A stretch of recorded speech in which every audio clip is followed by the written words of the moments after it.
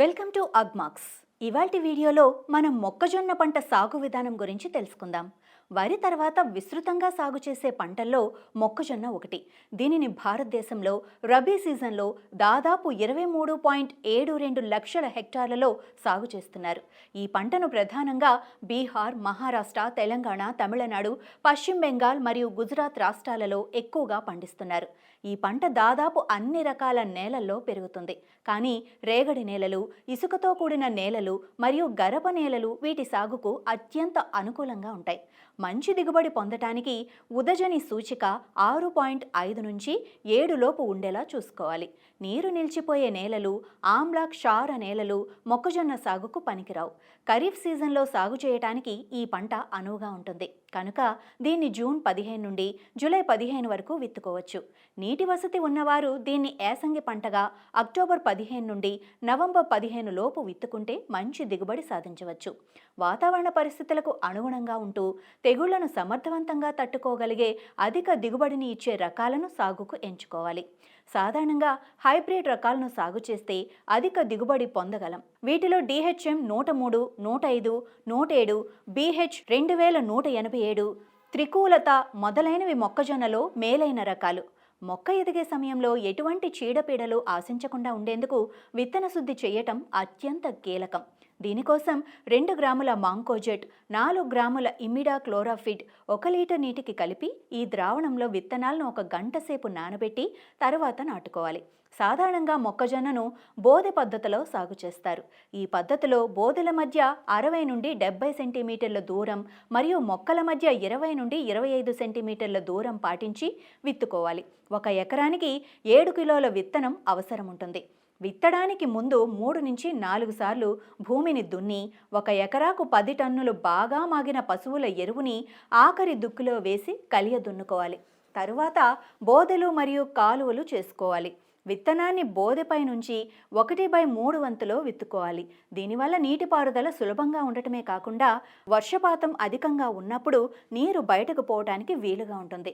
విత్తనాలు మొలకెత్తిన 10 రోజుల తర్వాత విత్తనాలు మొలవని చోట కొత్త విత్తనాలు వేసుకొని మొలకలు ఎక్కువగా మొలిచిన చోట 1 మొక్క ఉంచి మిగతా వాటిని తీసివేయాలి. ఇక మొక్కజొన్న పంటలో ఎరువుల యాజమాన్యం చూసుకున్నట్లయితే 1 ఎకరా పొలానికి 20 కేజీల భాస్వరం, 16 కిలోల పొటాష్ మరియు 40 కేజీల నత్రజని అవసరం ఉంటుంది. భాస్వరం మరియు పొటాషియం చివరి దుక్కులో కలిపి కలియ దున్నుకోవాలి. కానీ నత్రజని ఎరువును మాత్రం 3 భాగాలుగా విభజించి విత్తనాన్ని నాటుకునే ముందు 1/4 వంతు, 30 రోజులకు సగం వంతు, 50 నుండి 55 రోజుల తర్వాత మిగతా నత్రజని మొక్కలకు వేసుకోవాలి. మొక్కజొన్న పంటలో పూత ముందు దశ, పూత దశ మరియు పాలు పోసుకునే దశలో నీరు అత్యంత కీలక పాత్ర వహిస్తుంది. ఈ దశల్లో నీరు అందించటం వల్ల పంట ఆరోగ్యంగా పెరగటంతో పాటు అధిక దిగుబడిని సాధించవచ్చు. సాధారణంగా పంట కళ్ళెంలో 6 నుండి 8 నీటి తడులు అవసరం ఉంటుంది. వీటిని విత్తేటప్పుడు విత్తిన 15 రోజులకు, 30 నుండి 35 రోజులకు, పూత దశలో, పూత వచ్చిన 15 రోజులకు మరియు పాలు పోసుకునే దశలో ఇవ్వాలి. మరియు విత్తనం నాటిన తర్వాత మొక్క 5 నుండి 6 సెంటీమీటర్ల ఎత్తు ఎదిగేంత వరకు పొలంలో నీరు నిలిచిపోకుండా జాగ్రత్తలు తీసుకోవాలి. మొక్కలు ఎదిగే సమయంలో ఎటువంటి కలుపు మొక్కలు రాకుండా జాగ్రత్తలు పాటించాలి. కలుపు నియంత్రణకు అట్రాజిన్ 50%, పొడి మందును 200 లీటర్ల నీటిలో కలిపి కలుపు మొక్కలపై పిచికారీ చేయాలి. మరియు పంట ప్రారంభించిన 30 నుండి 40 రోజుల మధ్య కల్టివేటర్తో అంతర్కృషి చేయటం ద్వారా కలుపును సమర్థవంతంగా నియంత్రించవచ్చు. ఇక ఇందులో ముఖ్యమైన అంశాలు చూసుకున్నట్లయితే మొక్కజొన్నను భారతదేశంలో ప్రధానంగా బీహార్, మహారాష్ట్ర, తెలంగాణ, తమిళనాడు, పశ్చిమ బెంగాల్ మరియు గుజరాత్ రాష్ట్రాల్లో విస్తృతంగా సాగు చేస్తారు. మొక్కజొన్న సాగుకు రేగడి నేలలు, ఇసుక కలిసిన నేలలు, గరప నేలలు అత్యంత అనుకూలం. నేల యొక్క ఉదజన స్థాయి 6.5 నుండి 7 మధ్యలో ఉండాలి. ఈ పంటను ఖరీఫ్లో సాగు చేయడానికి జూన్ 15 నుండి జూలై 15 మధ్య చాలా ఉత్తమం. యాసంగిలో సాగు చేయటానికి అక్టోబర్ 15 నుండి నవంబర్ 15 మధ్య విత్తటం సరైనది.